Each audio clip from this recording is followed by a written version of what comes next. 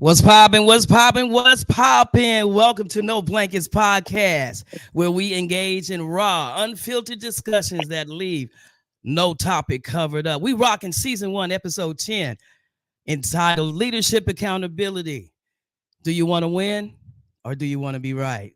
And yes, it's your girl and your host, C West. Please do your girl a favor. You know how we do it.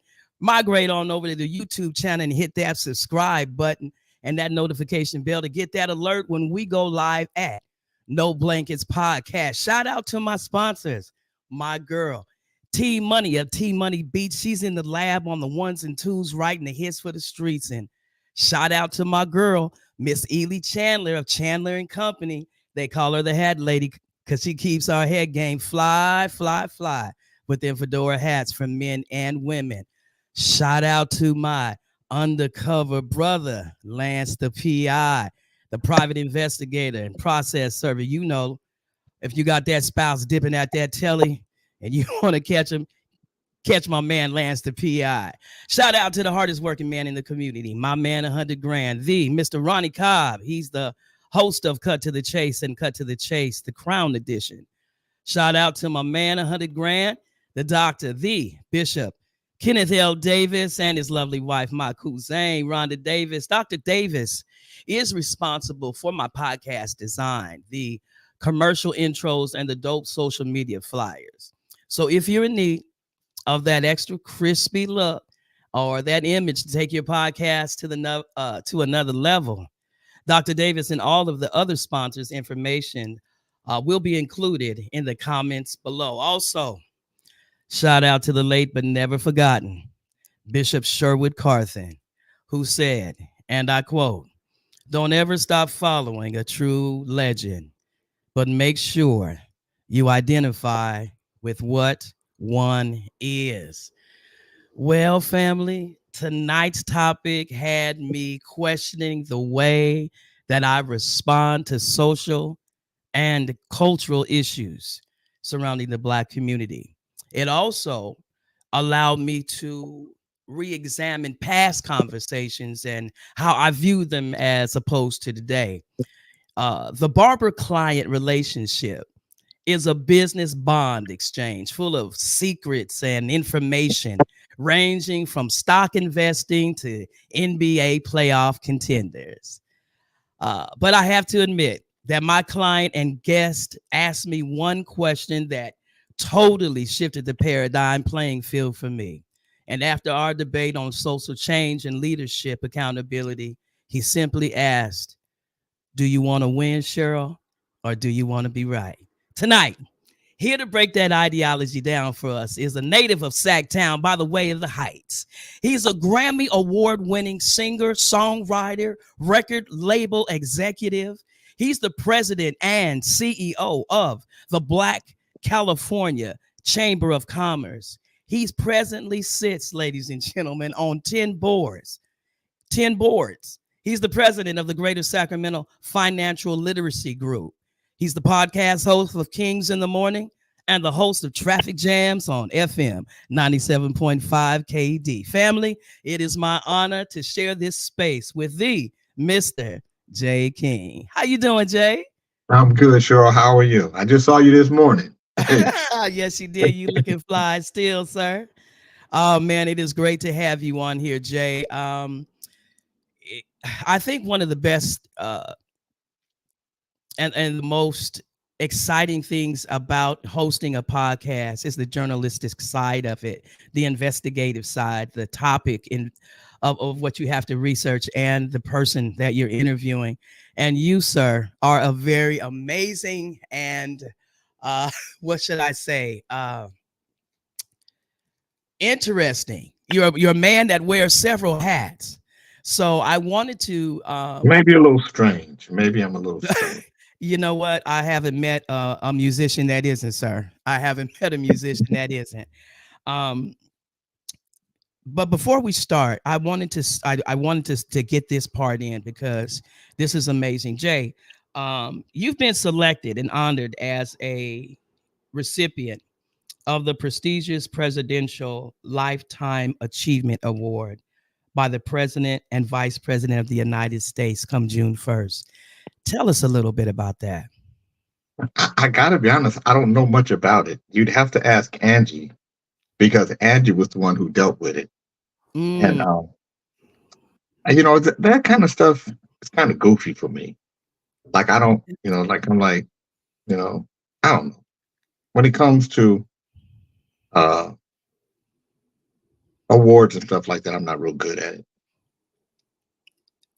You're a Grammy Award winner. Come on, Jay. I know you're used to it.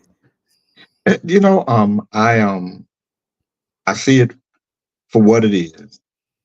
Hmm. And my mama said, if what you do make you who you are, then you ain't shit. And Oh, so okay. my mom weighs heavy on me all the time. Hmm. So I never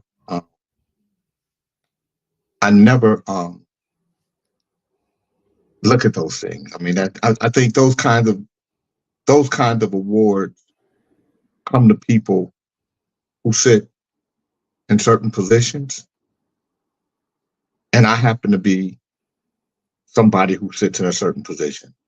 So uh, if I think anybody who sits in these kind of positions, there's a possibility that they're going to win those kind of awards. Okay. Just Okay. because just because that's what those positions do. I think you're a humble man today. I think you're a very No, humble. no, no. I'm just telling you that that's what it is. These kinds of positions put people in a position to be seen a certain kind of way, and um, and you got to know that about yourself. You got to know that about the position, and if you know that, then you'll never get caught up in it. You'll never walk around with your ass on your shoulders, as my mom used to say. Thank you. You know. I like that. I like that. Uh, in my opinion, Jay, one of the topic, the series is on leadership accountability. In my opinion, Jay, one of the most proven signs of effective leadership in business organizations, family, or community is the ability to make those around you or your team better. What methods did you use in your tenure at the Black Chambers of Commerce in vetting your team? Um, what what methods did I use in vetting my team? Yeah. And no method. Um, you People who connect with you. You know, what's funny is that Angie, who's my executive assistant, Angie came to when I first started talking about financial literacy, and I had an event. Me and Baxter did it together, and then and me and Baxter realized that we were two different kind of guys, that we do it two different ways, and so I took over the whole idea of it, and Angie was somebody who she was just involved, and she was really involved, and we would connect, and we would argue all the time because you know and she's super black, everything, and when people super black, everything we do, everything right, everything against us has been wrong, and so we would have this debate. But when I took over the chamber, and then um, I needed somebody to work for me, and then I thought Angie would be good. I thought Angie would do the work at a high level, just because she was doing the work that we were doing for the Greater Sacramento Financial Literacy Group for no money, but she worked like she was getting $1 million. I love So it. when you see somebody work like that and that's dedicated like that, you pick them up because you know that they're going to work hard, and Angie works hard. Yes, So she does. She's amazing, Jay. so all the people that are there were people that were hard workers, and I'm smart enough to know how dumb I am. Wow. Say that again. I said I'm smart enough to know how dumb I am. Why you say that? Oh, because I'm smart enough to know how dumb I am. I know that having smart people around me makes me the Mm. smartest person. So I don't I don't profess to know it all, but I do know how to find people that know it all. So if you look around me, if you look at my career, um, musicians around me were much better than me, Mm. because it don't make any sense for me to have a musician around me worse than me, right? Absolutely. So, Absolutely. so people that work around me, are smarter than me, because it don't make any sense for me to have somebody not smarter than me around. I love it. I love that. I love that. I love that. I love that. Um, what defines, in your opinion, a successful small business, Jay? One that's functional, one that is structurally sound, a business that is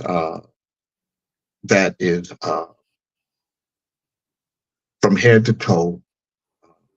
It it it has its protocols and procedures in place, and it knows its bottom line, it knows its ROI, and it knows its functional place and how it can, will, and should scale. Does that make sense?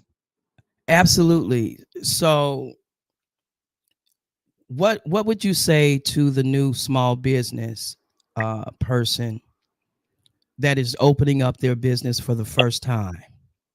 What what things would you want them to implement to secure them getting past that 5-7 year mark? Well, first of all, they got to get past the 18-month mark. 80% of African American small businesses are out of business in the first 18 months. The remaining of those businesses, uh, 80% 80% of them are out of business in the preceding 18 months. So when you look at our history, um, within 3 years, 96% of our businesses are gone that started.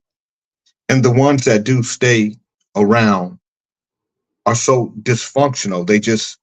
They think they're businesses, but they're not. That's why, even though they have potential, even though the owners are probably smart and how to they know how to survive, they never grow.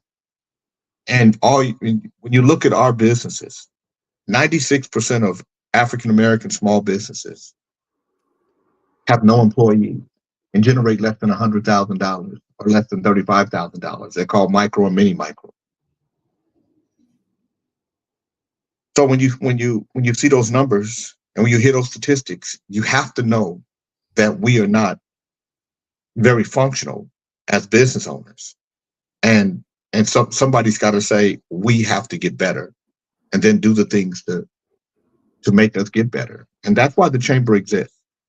Our job is to make African American small businesses more functional, and to help build foundational uh, uh, uh, foundational balances on them, so that they can withstand uh, tough times.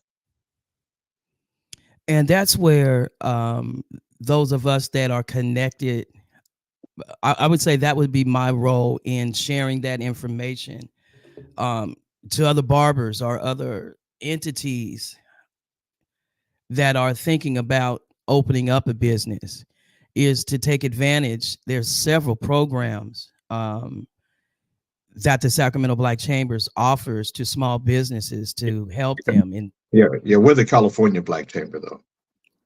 Right, the California Black Chamber, to help them develop and then have a plan, like you said, for their businesses. Jay, since taking on your role as the president of the Black Chambers, you've been relentless in assisting small businesses become viable and visible. But how important is that to a community and a city? Well, I mean, first of all, small businesses are the backbone to all cities and states, small, medium, and big. More people are employed by small business than they are by corporate businesses. And people don't realize that. So when you look at small businesses in our community, we have to be more diligent about about our community and our business because we're lagging so far behind. Nobody lags further behind when it comes to technology, when it comes to development, when it comes to forward progress than African American small business community, and that's Mm. alarming. What do you think are some of the reasons um, for, say, the failure within that 5 years? Um, Within the 5 years, what do you mean? Okay. So I did according to Bloomberg's report, right? Mhm. He was saying eight out of 10 Black-owned businesses closed down within their first 5 years, 2 years, Absolutely. Yeah. and half leave their businesses within 5 years. Yeah. So I'm trying to figure out. I know what it Well, they is start to off. have We sustainability. Yeah, we So, start off wrong though. We start off wrong. We start off wanting to be in business.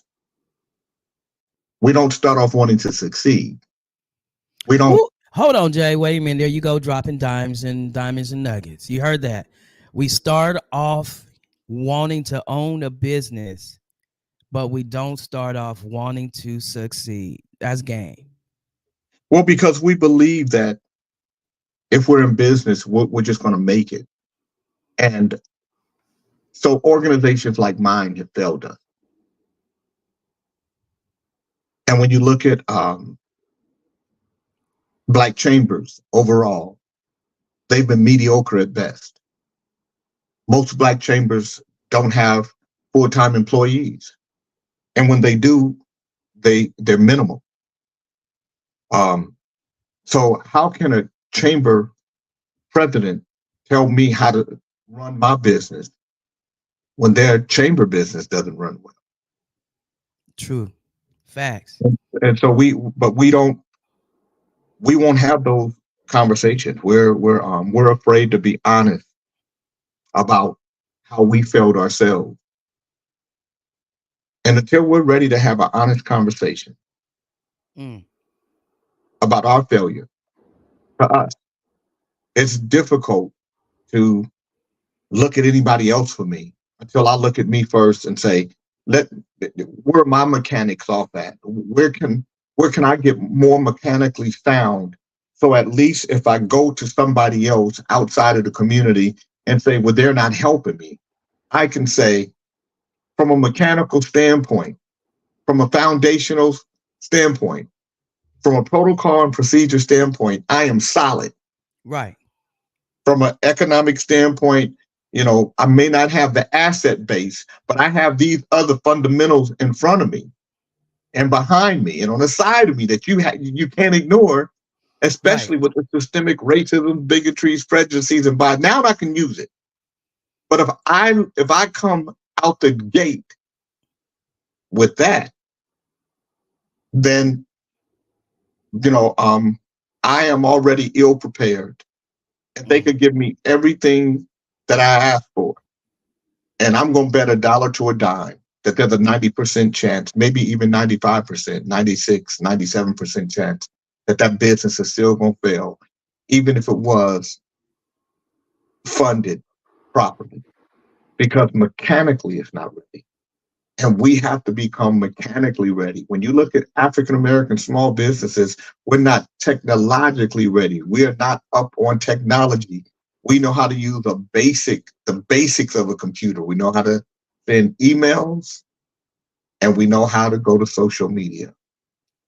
But when it comes to using applications to help move our businesses forward, we're not very good at it.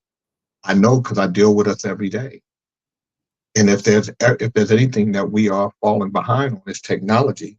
And if we continue in the direction that we're going in now, we're going to get further behind as the world become more technological. Do you attribute the technology part to the way that business is marketed, or just how important social media plays in the role of your product today? It's not social media. That's not the technology part I'm talking about. It's QuickBooks. It's Mm. learning how to use uh, uh, all of the different applications to write write letters, to store information, to make your website functional and easy to use, to use it when it comes to to making sure that you have the most current uh, apps to purchase goods and make sure that your back office is working right. A lot of us That's don't have important. the back office things. When it comes to social media and stuff, we're pretty good there. But when I talk about technology, I'm talking about using it from a business aspect to make your business functional. There's a young lady today that's dropping me off um, 4 wave caps and uh, 4 cans of Murray's grease, Mm. and her business is Kitty's Hair on Wheels, and Oh, so I love it. so so you can order what you want from her website, and um they'll deliver it to you. If it's over $40, they'll deliver it to you. So they're delivering what I ordered, they're delivering to my house. It's a brilliant business model. But Oh, just absolutely. imagine if she had this model, but none of it worked. None of the back office worked. So she started the business during the pandemic. When she first started, it was doing $200 a month. Um, she she went to uh, uh, what's the app that they use to pick this DoorDash? DoorDash, yeah. She put her company up on DoorDash. It went from $200 a month to $600 a month, and now does over $4,000 a month. Mm. So what she realized was she didn't need a brick and mortar store Right, because that costs money. right. She didn't need a bunch of product. She needed the product that most people use, that people are going to use most, and she could have one, twos, and fews of the other things. But she learned how to use technology to make her business functional. And I think when I look at Black business, and I say if there's any place that we're falling behind, it's from the technology standpoint. We are not learning how to use technology to make our businesses more functional and streamlined. What is the one program that the chamber offers to small businesses that would correct that problem? Well, we have multiple programs. We have the Inclusivity Project. So first, let me just say this: as a Black chamber, um, I am responsible for small business. I center around micro and mini micro businesses. I don't care what color you are. I don't care your gender. I don't care anything other than you're a small business that needs help. So I help all business. I center. I pay special attention to African American small businesses because of the special need that we have versus any other community because of the criminal acts that our government projected against us from a racial, economical, uh, uh, prejudiced and bigoted standpoint. So the Inclusivity Project is for African American small businesses in particular because of these systemic issues. And in that program, what we do is we do a diagnostic of your company. So we'll ask you a Mm. number of questions, and then we'll determine whether you should be with the SBA or the SBDC. And if we don't Mm. think you're ready, we'll keep you in our orbit until we think you're strong enough to fly on your own and get to the SBDC, SBA, because it doesn't make any sense for me to capture you, send you out, and watch you crash and burn. Right now, and I told you 4% of African American small businesses uh, have one employee or more or make more than $100,000. I want to triple or quadruple that number. I want us to get to 16%, to 20%. But I'll be satisfied with 12% because right now we're at 4. So if I can quadruple that number or triple that number, I'm happy. But I believe we have enough room, and I believe just little bitty tweaks to our system. And this is where Black business owners have to be willing to listen. And even though they have a business that's working and it's functional, but they can't grow, they can't make that much money. If you're always looking for the next grant that's going to happen, you don't have a functional business. Mm. You have a hustle and a hobby, but you don't have a functional business. Functional businesses don't need grants. Functional businesses provide a service, and they feel a need, and for that it has a value attached to it, and somebody's willing to pay for it. The same way I'm willing to pay this young lady who's going to drop off everything at my front porch because I'm on this show right now, right? I'm not mad at a man that loves convenience. And it works for you. Jay, I recently watched a documentary, Malcolm X and James Baldwin Jr. I don't know if you got that. In which they discuss race relationships in America. Both had some valid points. James Baldwin's point was that he wanted to take where America was at that time. I believe this interview was in the 70s. Yeah. He couldn't have been in the 70s. Maybe it's early 60s. Yeah, that's right. My bad, because he was assassinated. Okay, so in this debate, probably in the 50s or the 60s. It might be even the late 50s. I think so. In this debate, that was amazing, Jay. These two brothers had great points. I want to see what you stand on, how you stand on this. Now, James Baldwin wanted to take where Black folks were in America right now and say, listen, I just want equity. Equality. I want to be able to live where I want to live. I want to be able to go to the hospital, eat at restaurants, use the toilet, right where we are. I don't want to change anything. I just want, African Americans to have equal rights in pay, housing, and so forth, where Malcolm X wanted to say, like the Allensworth town, no, let's just build over again. We want our own land, our own banks, our own agriculture, our own hospitals. Where's your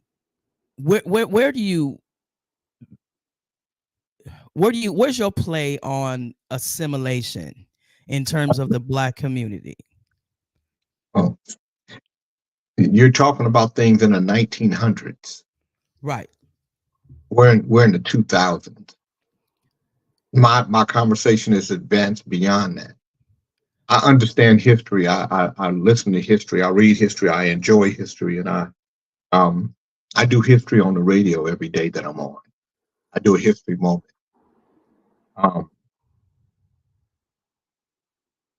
We don't have to worry about segregation because we oftentimes do a good job of segregating ourselves. And it's difficult for me to understand segregation of self when we fought to be integrated, and then we become the segregationist of ourselves. Well, we want the Black community. There is no Black community, not in California. Our communities are all integrated because we live in an integrated world.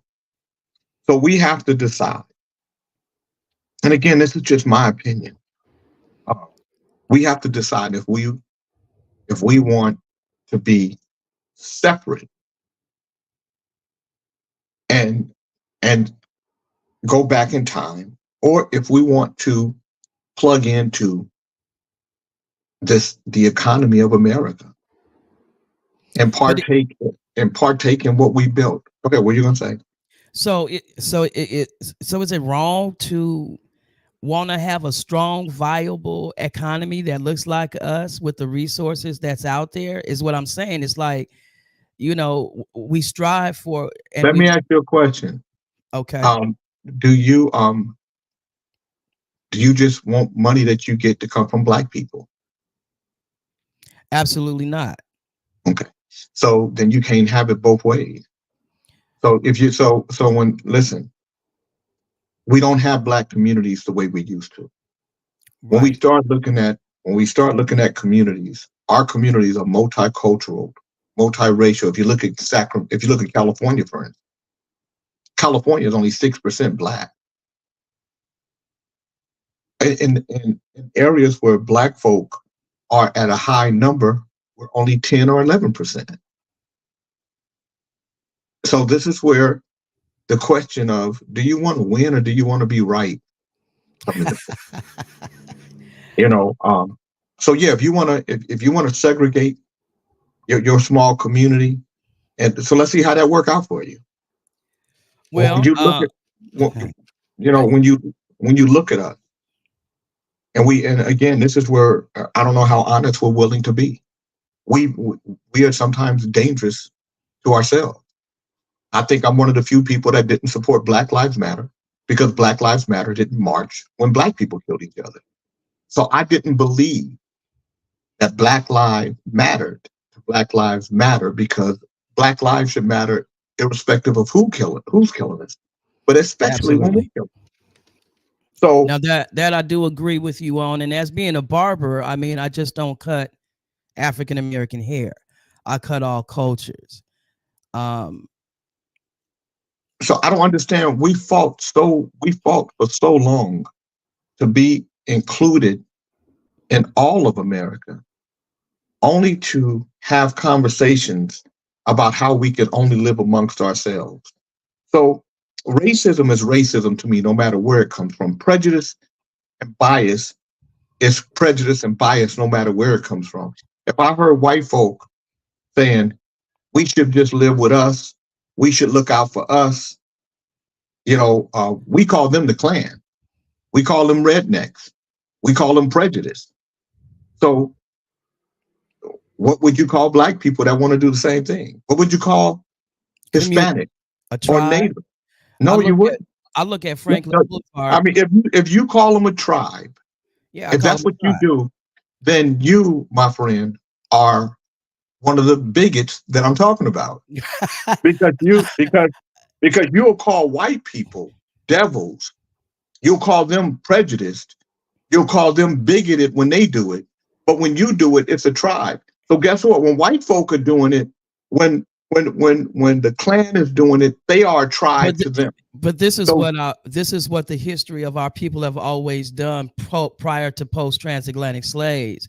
We were always you don't know what we were.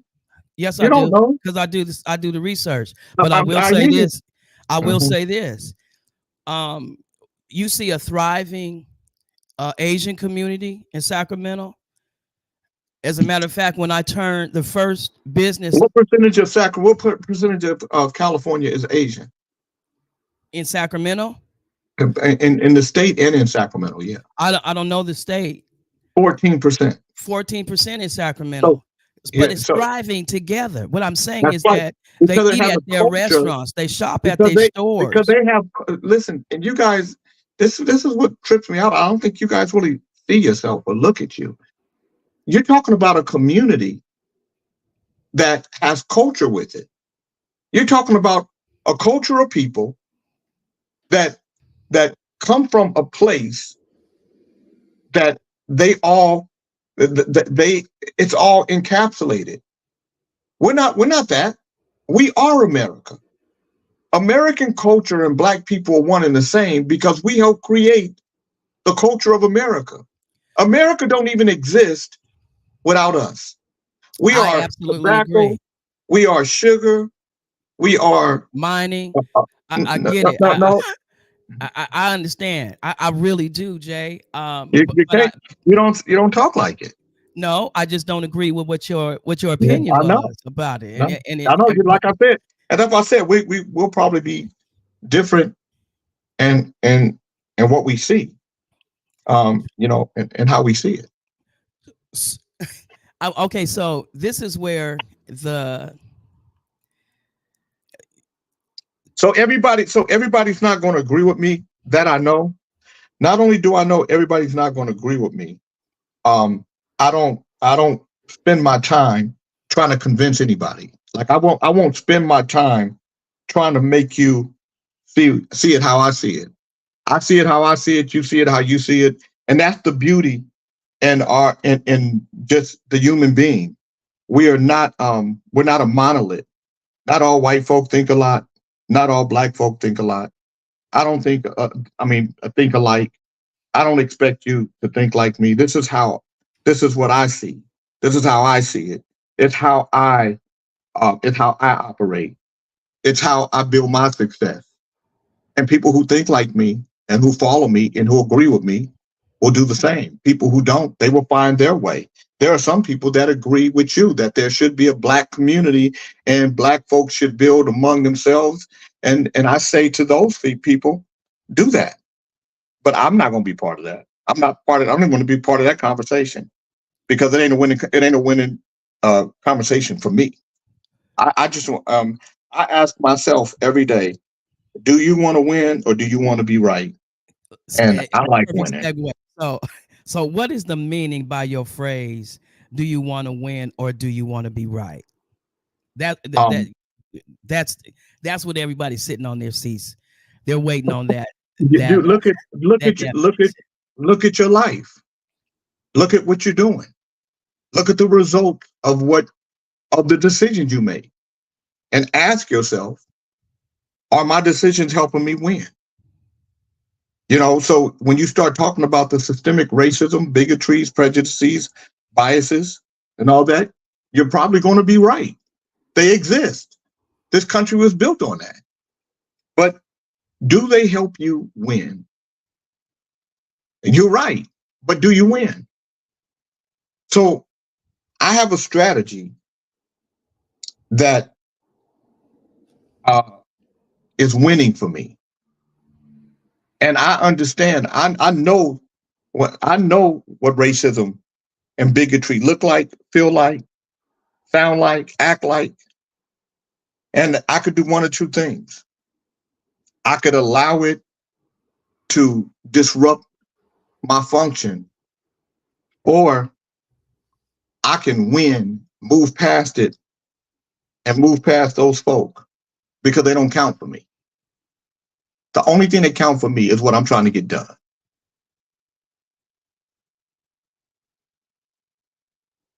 And sometimes it's going to be people that don't look like me that help me get it done. So do you think that the mindset of tribal independence uh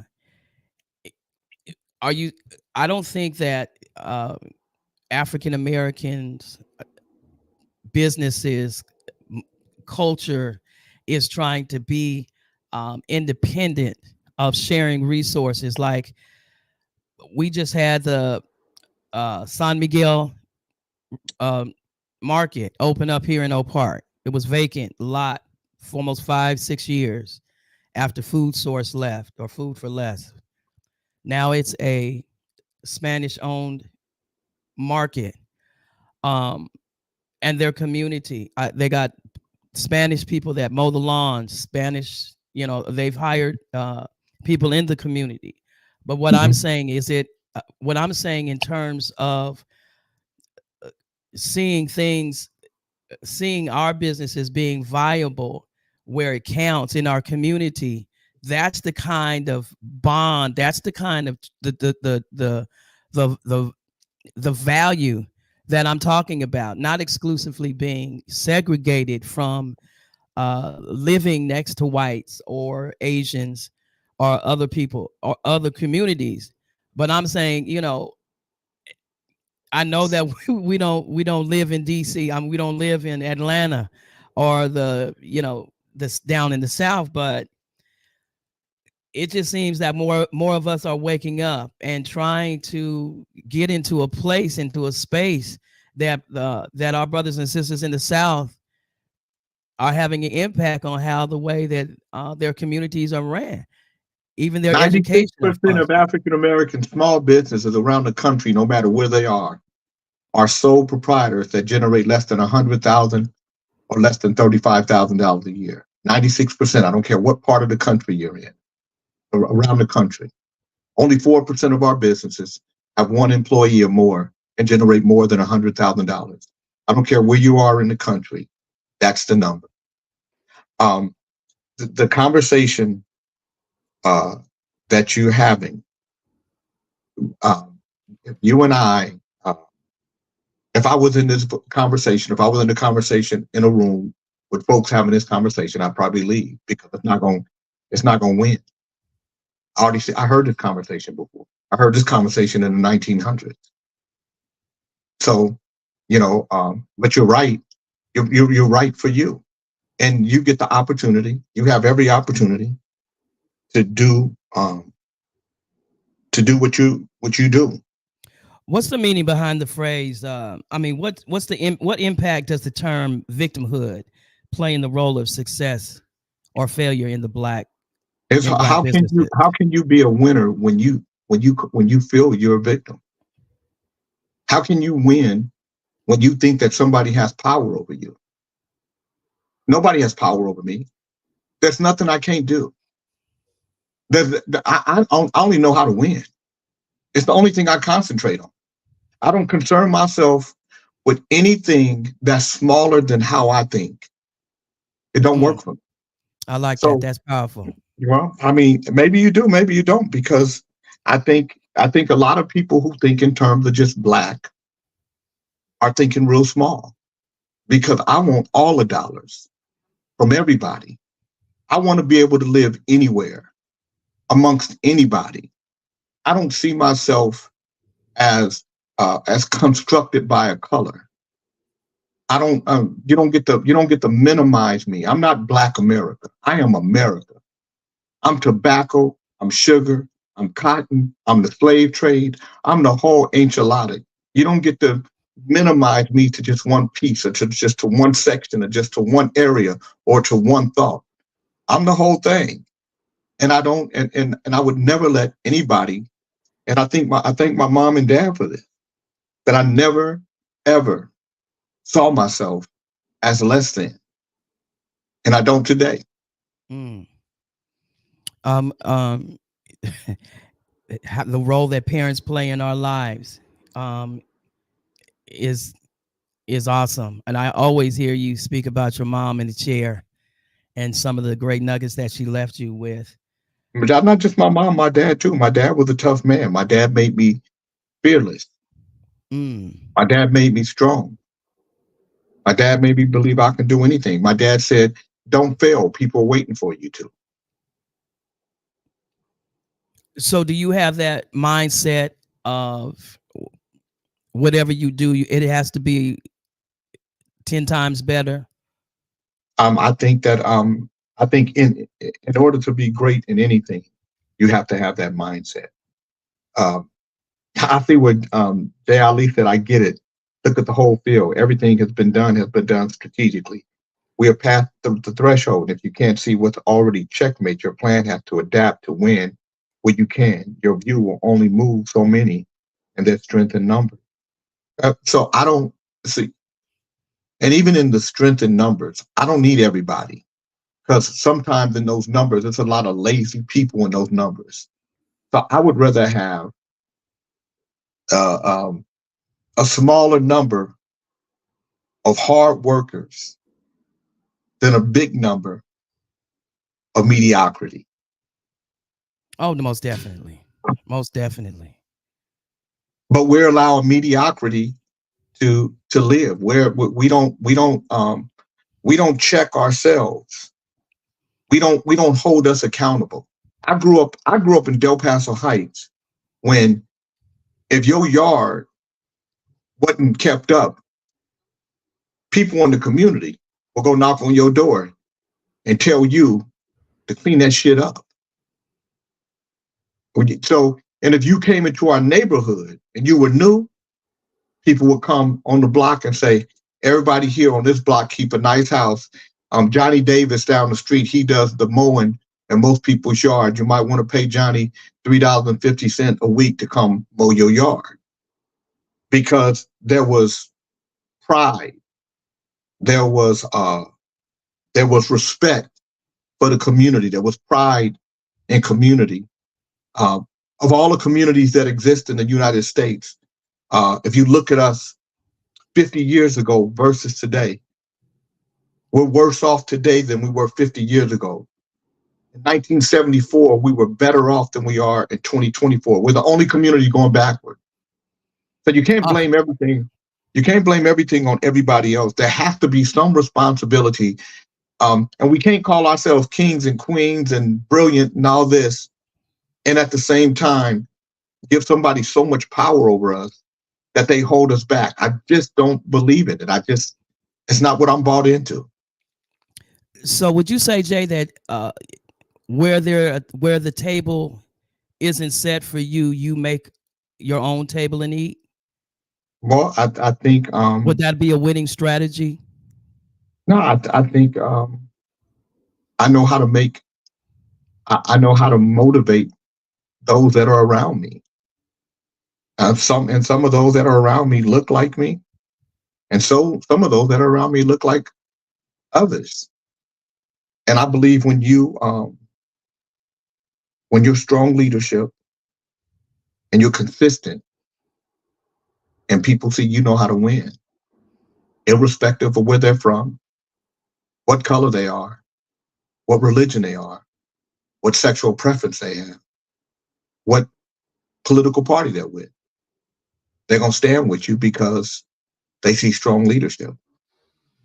Absolutely. Absolutely. Well, I hate to be in the studio with you all night. You are tough. You tough, Jay. You tough. That I got a nugget for you. In the 1980s, you brought your first record with Marcus, and the song was called "The Battle Beat," and your group was called Frost. It was played on KJ back in the day, y'all. Yeah. Sacramento. If you a Sacramento native, you remember KJAY. 1430 on the Valley Sunset Music Show. I think it was Keith Lamont, Hewitt Robinson, Stuart Hewitt, and Rodney Abernathy. Tell me what it's like now from 1980s, Jay. I mean, you got the your single "All Night Long." It hit #1 on the Indies soul chart. How do you balance life as an entertainer and your philanthropy? I know we talked about you don't think you're a philanthropist. I know, but you're doing it there, brother. Well, it's all a part of the life ride. That's everything that you do in your life ride is going to be what makes different components of you and who you are and what you deposit on the planet.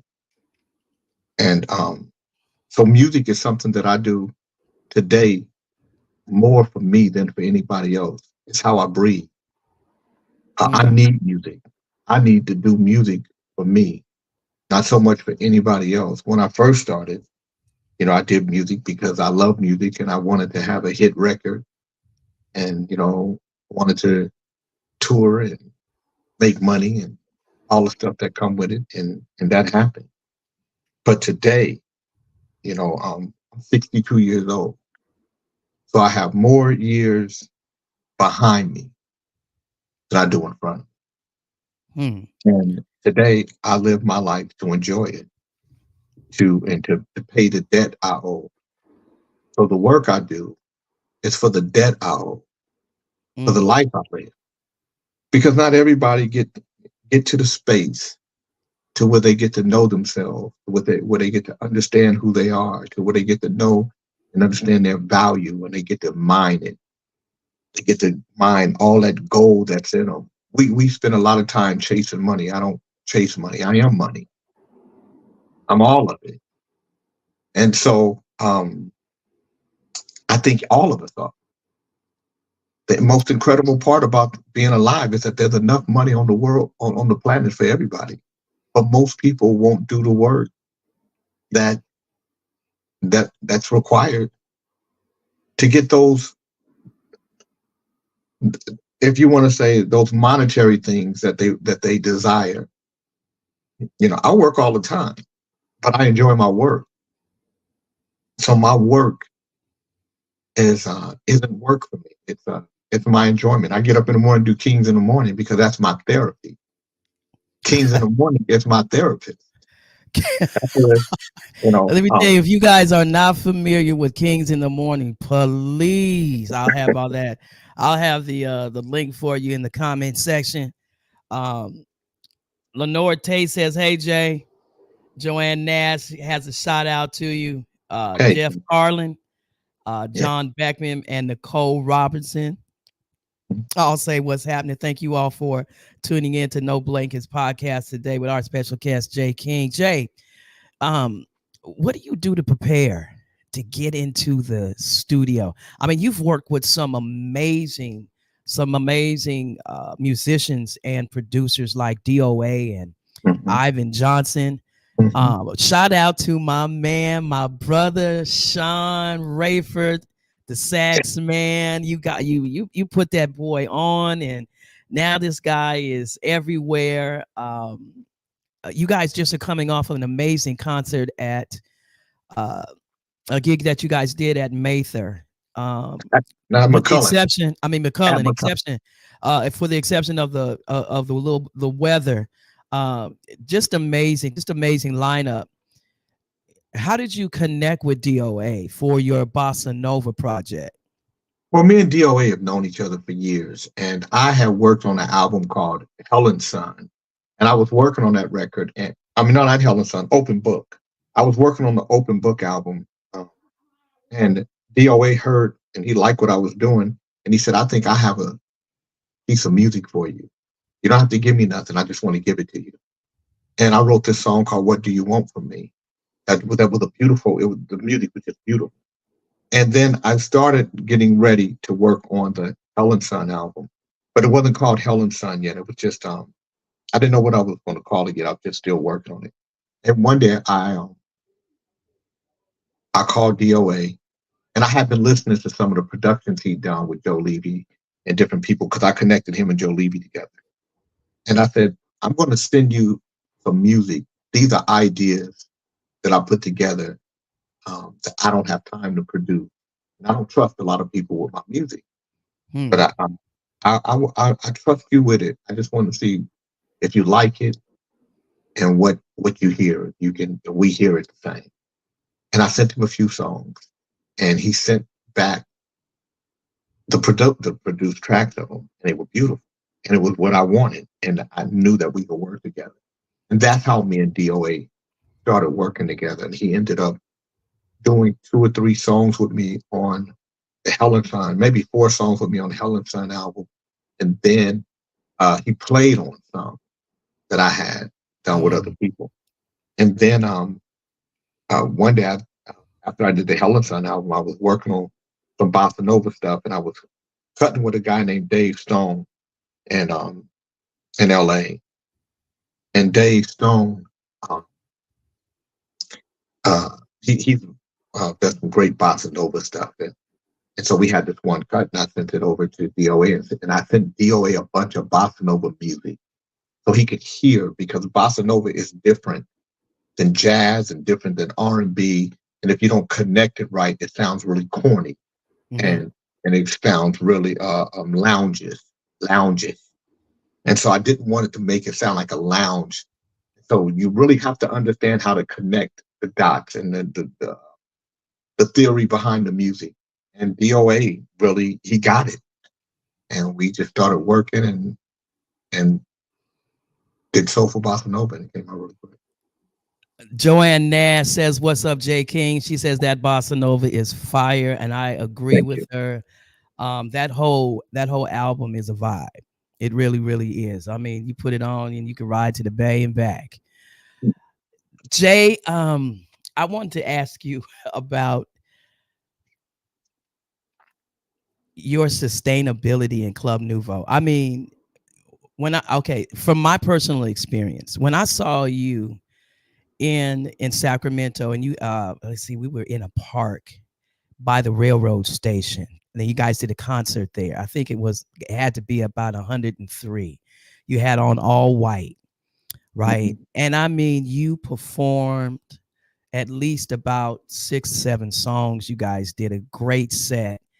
Uh, at 62, what are you doing to stay relevant, to stay healthy, to keep your Well, mind balanced with all the hats that you're wearing? Again,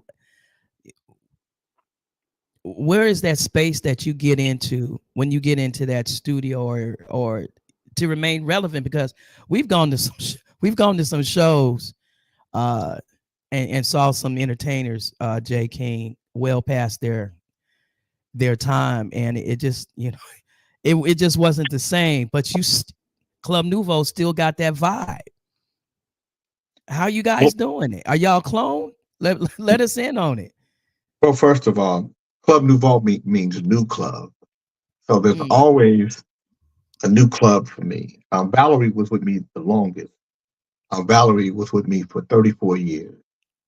Um, and there's always been, Samuel was with me on the first album, but not the second, third, fourth, fifth. He came back again in the sixth album. Uh, but and Valerie was with me always. So there was Curve, there was Walter, there was Mario, there was Samuel, and now there's Jay Ali. And Jay Ali is, for me, the best male vocalist I've had in club. mm, And I think he adds a whole nother sound to and it's still in the it's young and fresh. And Jay's not super young, but he's not old, so he's in his 40s, but he still has a very young 20 something, 30 something year old voice. His voice is strong, but his voice is beautiful. And then Tirza is only the second girl, only the second female in Club Nouveau. mm. Uh, and she got to compete with the voice of Valerie Watson. If we had to compare them, Val for me is the best female vocalist in Club Nouveau. But Tirza adds a whole nother inflection, a whole younger vibe to it. And you know, based on how long she's in the group, she'll find her way with it. But I think that's the reason why we are sustaining at this point, is because I think we overhauled the group, fresher look, fresher sound, and and because you got to listen to music, you got to stay on top of what's happening, and you got to be willing to spend the money, quite frankly, to promote the records. You know, it costs money to be in this business, and to promote a single like It's All Right, you have to be willing to spend upwards of $120,000 to make sure your record, has an opportunity to live and possibly become a hit. Well, that single, All Right, is doing great. It's vibing. We loving it. It's reaching a different genre. I mean, a different age group. It's I'm hearing the young people talk about it. Uh, Vibing on the way. I would guess the Gen X, I guess they call themselves. Uh, they've heard it. This is the part in the podcast, Jay, where we call it rapid fire. What we do is get to know just a little bit more about Jay. And it's a versus. So we're gonna Okay. start off, Jay. Okay, you ready? Yeah. Marvin Gaye versus Teddy Pendergrass. Who you choosing? First of all, I'm picking Marvin, but they're two different artists. I knew he was gonna say From, that. no, I mean, they have two different significances. I think Marvin was significant to the changing of music. Prior to Marvin Gaye, there was no such thing as layered vocals until Marvin did the What's Going On album. That's the first time we've ever we hear anybody do a layered vocal, or one artist layering his vocal. And then Marvin Gaye changed the sound of Motown. Up until that point, Motown has this signature sound, and nobody gets outside of it. And it's pop, R&B, easy, non-offensive sound. And Marvin Gaye comes with What's Going On. And because Marvin Gaye does What's Going On, Stevie Wonder does Music of My Mind. So, and now you have Super Freak with Rick James, and you start to get outside of the sound of Motown with the Commodores and such. Teddy Pendergrass, on the other hand, comes up from Harold Melvin and the Blue Note as a drummer to becoming a singer in that group. And that's right.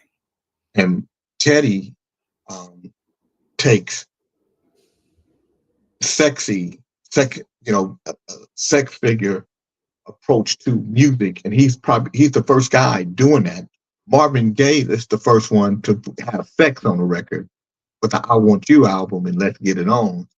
But Teddy becomes a spec symbol, where Marvin is an icon.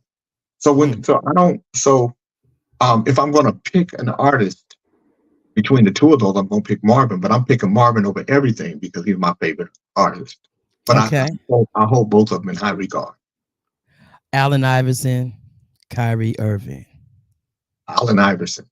I know it, isn't it? That? Yeah, I tell you, that's my man. I just like his swag. I like his heart. But I like Kyrie Irving for today. But I don't know if Kyrie would be as. I don't know if any of these guys would be able to play in the 80s and 90s NBA, because it was, what they call a flagrant 2 was just a hard foul back then. Right. Yeah. It's entertainment. It is definitely entertainment. Allen Iverson, that would be my pick too. But I love Kyrie Irving, like you said, for today. If you blink, you're gonna miss him. Quick guards, aggressive. Allen Iverson and the Kobe Bryant. Allen Iverson would be a beast in today's world. Right. Exactly. Milkshake versus smoothies. Smoothies all day. What's your favorite smoothie? Well, I have one every morning, so it's with kale and different fruits, and with sea moss and cola. I get my cola sea moss. I get it from her. Okay. Get my fruit put in there with either kale or some kind of green vegetable, and with different fruits, and do that every morning along with my vitamins, because I'm 62 and I want to stay young and fit as long as I can. You look good. Hey, your man Jay Taylor says shout out to Jay King from Taylor, AK Sir Fish a Lot. Yeah, that's my man. And Dion Bridges, my big bro, love you. That's my little sister. That's my real little sister. Oh, that's my baby. That's my baby sister. Hey, Dion, thank you for joining us on tonight, sis. Shout out. Strings versus keys. String versus keys. That's hard. I'm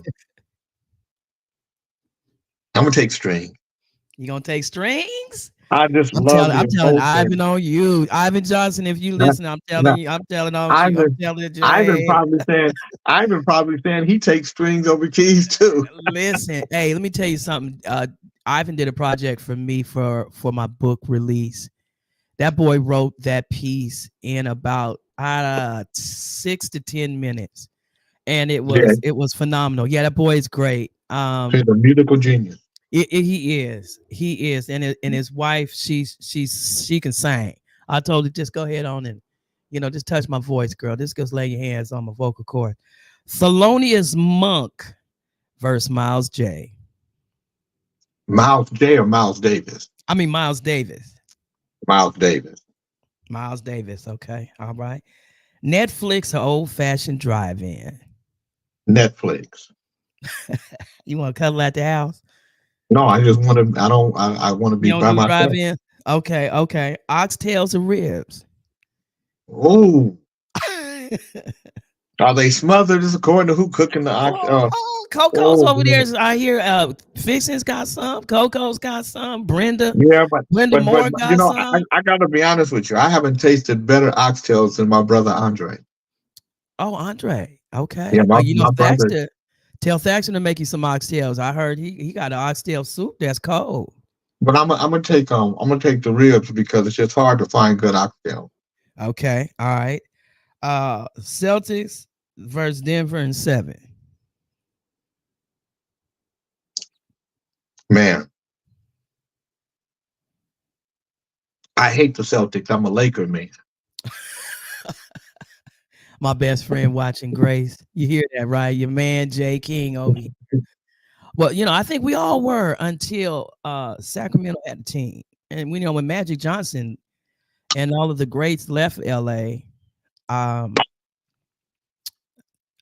went to SAC when SAC got a team, and then when SAC lost their team in 2008, I went with Garnett. I would like to see Jason Tatum win one. I kind of like him, but you know, they're the East and I'm the West, so I got that.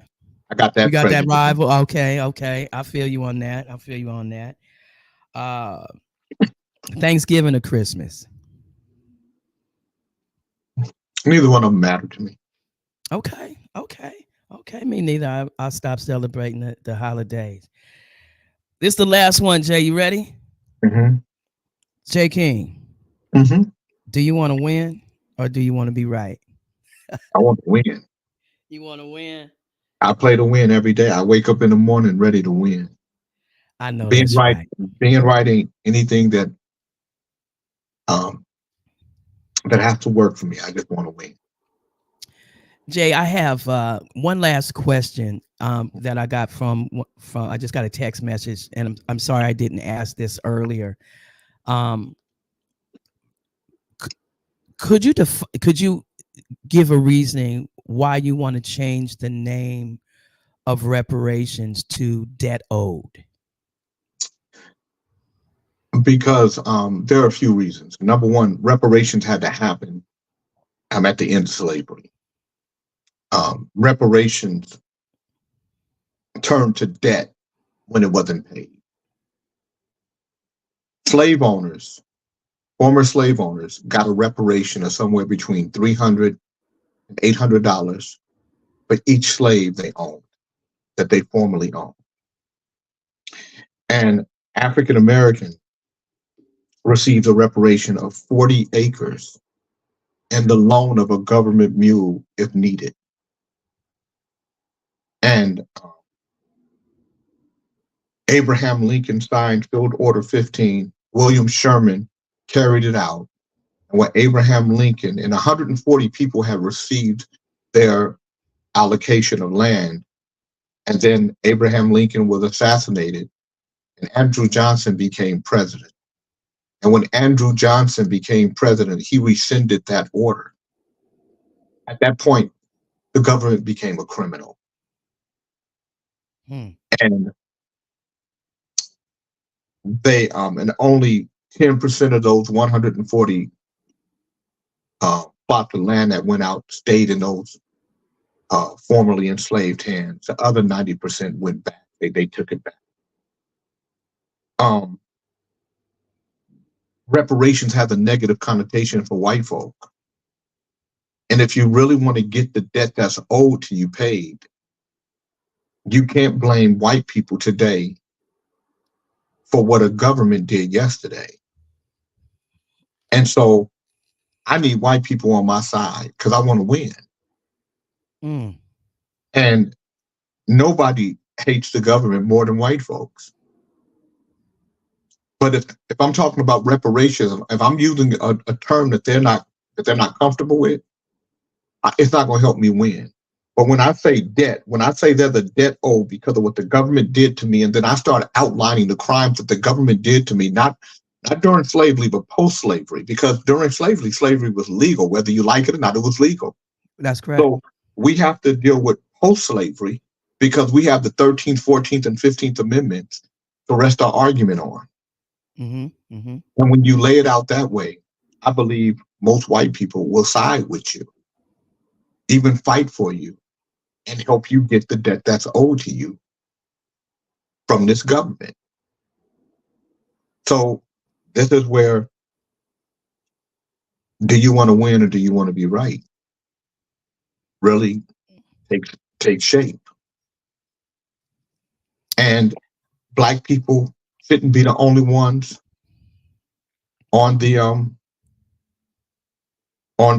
council or part of that committee. It should be Black, white, Asian, Hispanic, Native, immigrant, Jewish.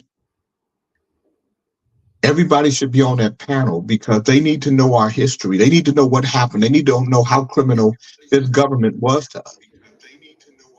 Right. And I believe that those people will go to their communities and they'll fight for us.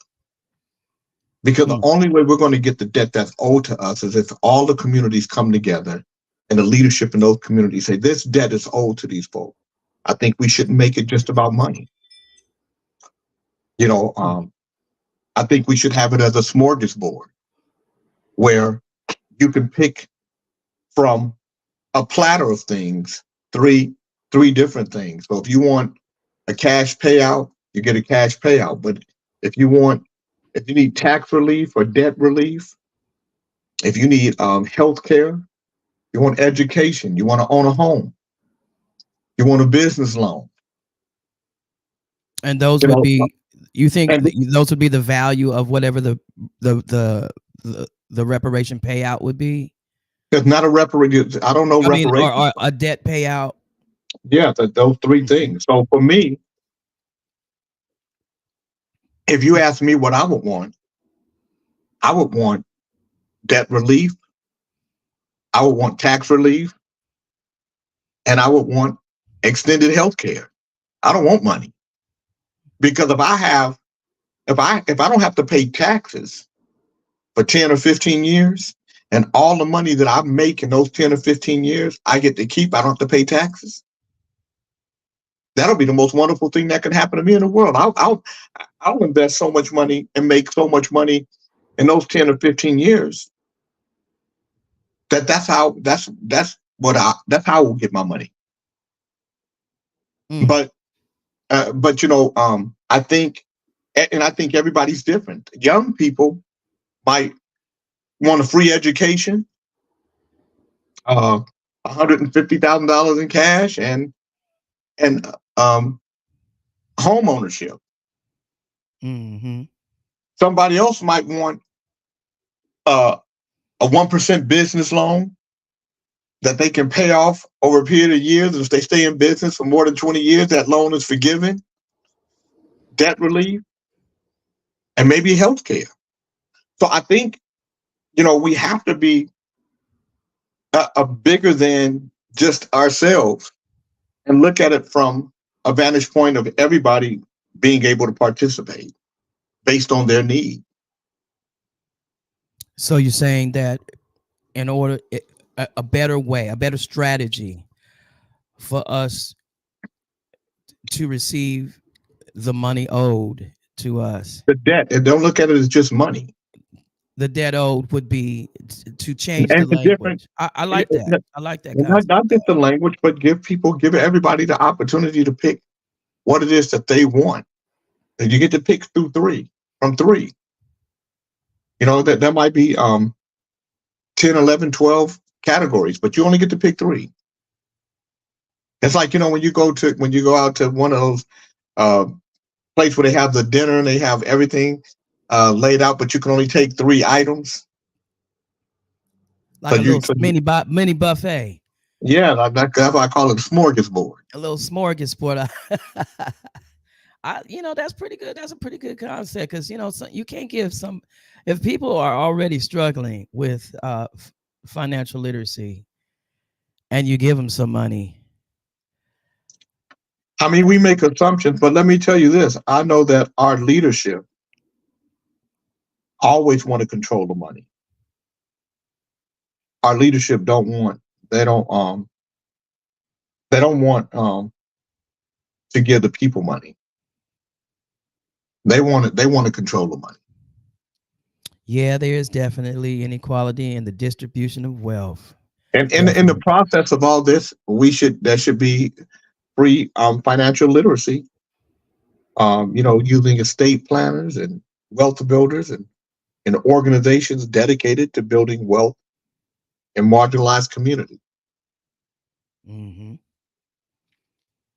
That's an idea. I don't think a lot of people have even thought about that strategy. I think when it comes to a lot of my peers, it's give me the money. They never even take the time to think about how best the repayment or the payment would best benefit them, their family, their business. Jay King, it is a little bit past our podcast time. Man, we definitely appreciate you. Tell us where they can download It's All Right, Jay. Anywhere you buy music online, whether it's iTunes, Amazon, you go to Spotify, just put in Club Nouveau, It's All Right. Anywhere you go, it's on every platform that exists. So, ladies and gentlemen, I'm challenging you in the comment section. Leave your response. Do you want to win or do you want to be right? I'm going to get those numbers back to Jay. Next time he's in the chair, I get to harass him at 6 o'clock in the morning. He has me up before the chickens are crowing and roosting dark at night. But I'm telling you, the wealth that I get from this man in between. I mean, you got to see him. It's, he's getting out the car. He sits in the chair. He's already on the phone with Angela Poe, baby. She's already, giving him direction and navigating. He's calling me in the morning too. It's not a one-way street. Come on, hey, listen, and they're working out this, the navigating his planner for the day, and that's just the business. We're not even talking about the producers. Sometimes I'll be wondering, but is that Charlie Wilson, Jay? Hi, Charlie. Some of the great names that I get to hear, sitting behind that chair. Jay, it is always a pleasure to have you. Thank you so much for sharing a part of your life with my audience, a part of your vision, your passion. And I think if I was to say what it is about you that's your fuel and that's your motivation, it's your passion both for your people, your community, and your music. Jay King, the man, thank you so much for joining us on No Blankets Podcast tonight. Do me a favor, don't forget, subscribe to that YouTube channel. Share this with your friends, share this with your community network.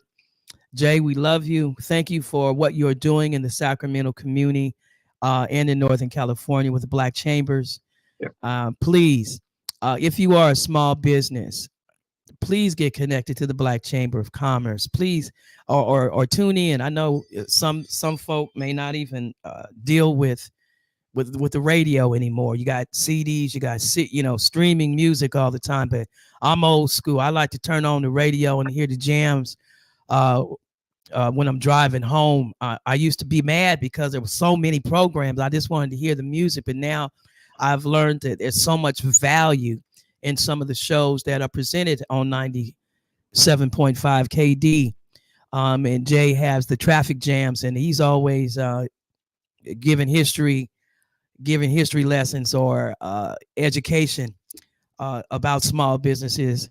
So please. Can I say something before you absolutely. Go? Sure. So this Friday, We have the Inclusivity Summit at Highlands Community Charter School in Oak Park from 10 a.m. to 2 p.m. It's absolutely free. It's for small businesses. We're going to have banks, non-traditional lenders, and other resources for small business. You can go to calbcc.org, calbcc.org to sign up. It's absolutely free. It's from 10 in the morning to 2 in the afternoon. It's going to be this Friday, and it's for small business. And if you don't sign up, just show up anyway. It's going to be a powerful event, and it'll be a way for small businesses to find out how they can get funded and what they need to do from a foundational standpoint to get their business ready to receive funds. There are a lot of banks, traditional and non-traditional, that are looking to loan money to micro and mini micro businesses. That's amazing. I got that email from Angela. And so I'll go ahead and post that in the comments section. You heard it right here at No Blankets Podcast with our special guest tonight, the Mr. Jay King. Thank you so much for joining us tonight. Tune in next week for the Leadership Accountability Series. We thank you again, Jay King. Sacramento, when you walk into the room, be the amazing.